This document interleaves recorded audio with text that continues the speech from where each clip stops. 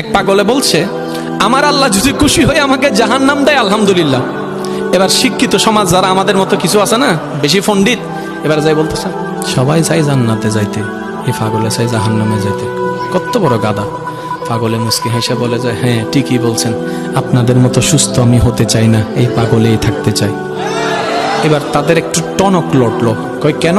সবাই চাই জান্নাত, তুমি চাচ্ছ জাহান্নাম। বলে যে ভাইয়ারা, আপনারা মনে হয় আমার কথাটা খেয়াল করেন নাই। আমি বলেছি আমার রব যদি খুশি হয়ে, আমার রব যদি খুশি হয়ে আমাকে জাহান্নাম দেয়, আমি সেটাও নিতে রাজি। বলে যে এখনো বুঝলাম না।